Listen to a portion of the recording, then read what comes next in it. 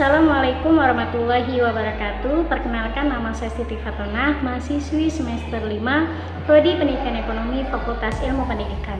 Di sini saya akan memaparkan tentang sistem ekonomi Islam, mata kuliah ekonomi syariah dengan dosen pengampu Ibu Sri Winarsi MM.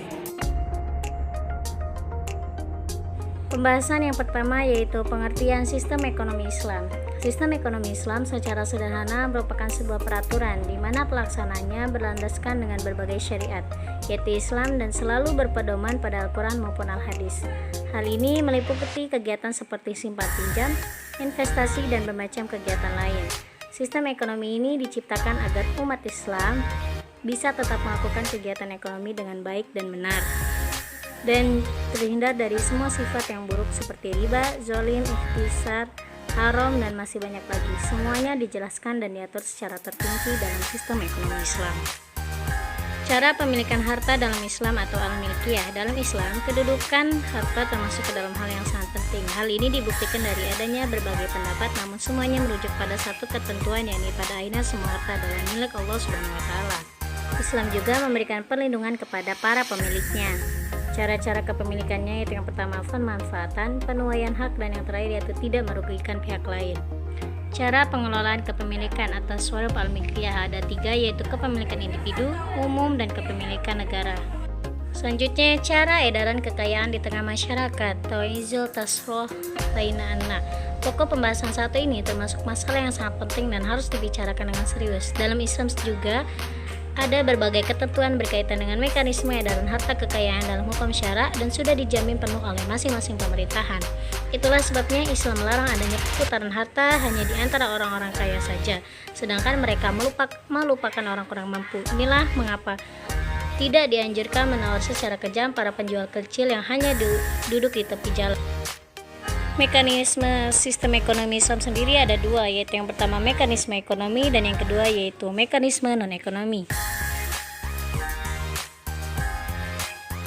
Perekonomian Islam ada membina pasaran etika di mana semuanya memiliki persaingan kerjasama, keperluan-keperluan asa dan mewah orang perseorangan dalam masyarakat, memberikan ganjaran kepada para pelakunya atau risiko juga kerugian, membagikan harta secara adil antara kegunaan inklusif serta pribadi, serta memainkan peran yang jelas terhadap pengawasannya. Selanjutnya, sistem ekonomi Islam dan kesejahteraan umat.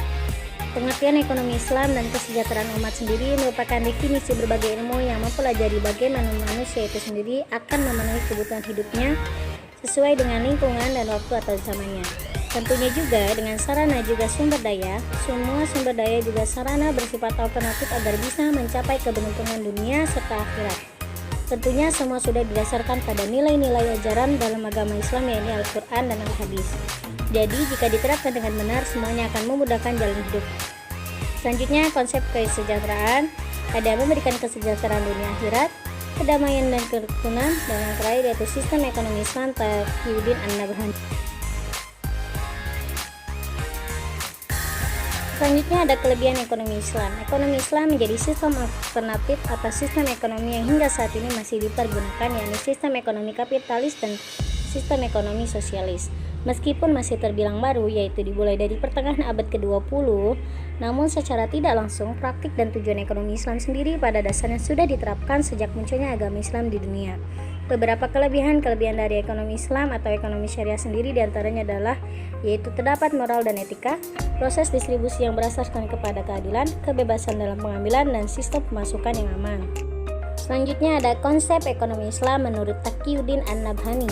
Dalam pandangan Taqiyuddin An-Nabhani, beliau memprioritaskan harta harusnya dikonsumsi habis dalam jalan kebaikan dan bermanfaat bagi sesama, seperti membelanjakannya di jalan sedekah maupun zakat, serta membayar hak dari semua benda seperti pakaian, mobil, dan semacamnya.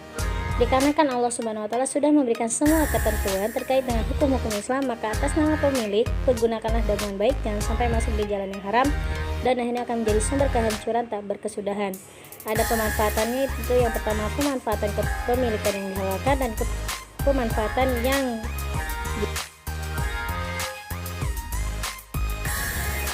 demikianlah yang dapat saya sampaikan, kurang lebihnya saya mohon maaf. Saya akhiri, wassalamualaikum warahmatullahi wabarakatuh.